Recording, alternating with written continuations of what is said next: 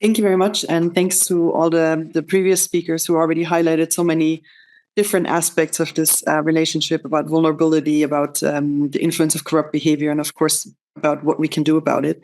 And what I want to do in my 10 minutes now is to bring these threads together a bit and invite us to look at the bigger picture by arguing that understanding gender norms is important, but then thinking about how transforming them or how we can transform them is quite a different question. And I want to encourage us all to think a little bit about that.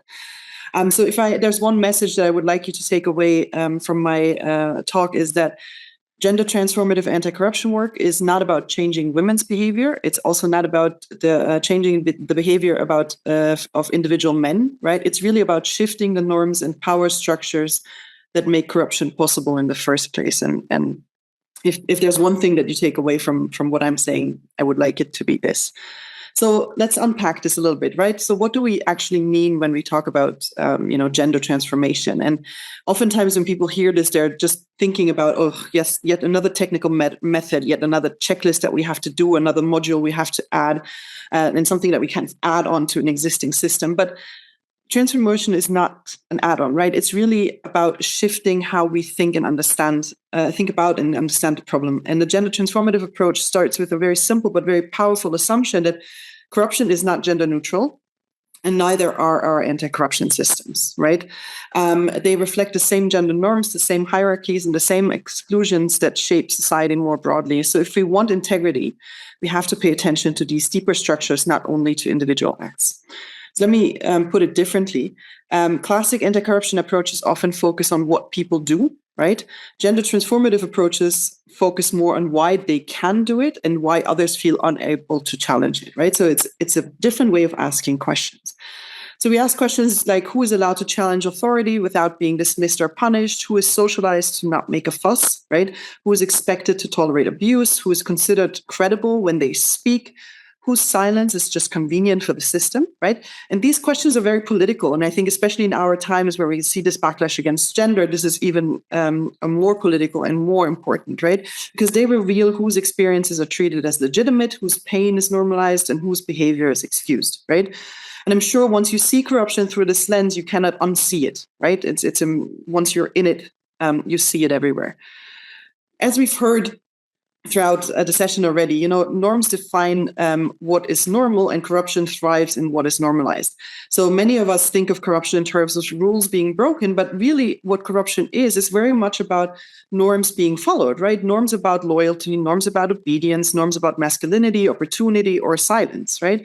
So thinking of examples, a woman who stays silent in the face of sexual corruption is responding to a norm that tells her she will be blamed, she will be shamed, or she will not be believed if she speaks up.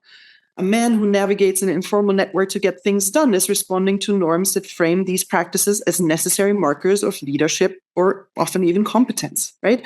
So these norms decide what is thinkable, what is tolerable, and what is unmentionable. And very often they make certain forms of corruption seem normal, even when everyone recognizes them as harmful. And this is what we often see in research, right? That we talk to people and they know it's harmful, but still it's normal. This sentence of, well, it's always been done like that, or that's just how things work. So in this report, we've kind of thought about 4 levels of where transformation has to happen. And they're, of course, very interconnected. And these levels are important because they show that transformation is not a single intervention. It's really a multi-layered process. So, of course, not surprising, after everything you've heard today, we start with the social norms, right? The expectations that define what a good woman does, what a real man does, who should lead, who should keep quiet, who deserves access, all of these questions. Norm change is slow because it requires collective reflection. It's emotional. It involves fear, pride, identity, social pressure. So all very big emotional topics. And sometimes it also involves losing privilege, right? But without this norm change, every technical approach remains shallow. The next big question, also not surprising, is, of course, corruption flourishes where people lack alternatives, right? If you have no access to information, no safe complaint channels, no legal aid, no economic independence, then you don't have the power to resist or expose corruption. This is why gendered inequalities in land, property, income, education, and mobility directly translate into gendered corruption risks, not because women are more moral, but because they're more dependent on gatekeepers. Something that was just touched on as well is the question of knowledge and capabilities, right? And here we talk about something that goes beyond awareness. We often, corruption, anti-corruption work likes awareness raising very much. And of course, this is very important, but we need to go further, right?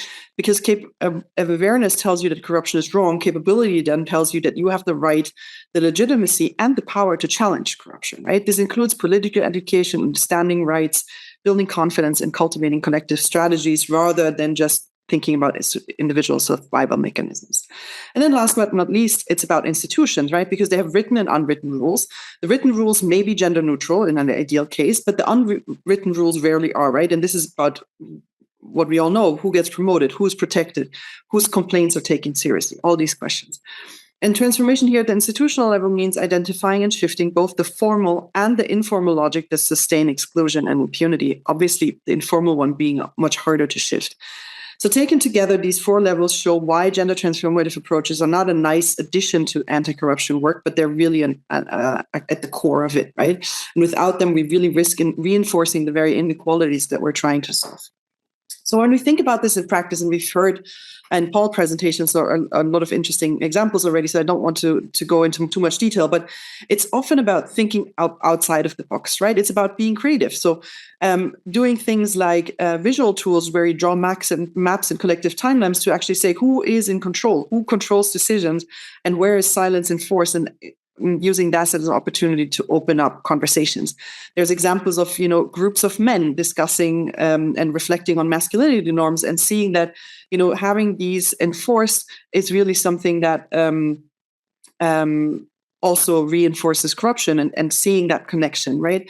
And of course, at the policy level, it's about talking about integrating gender analysis into national integrity frameworks, where, things like naming sexual corruption, redesigning complaint mechanisms, assessing and tracking who actually uses integrity systems, right?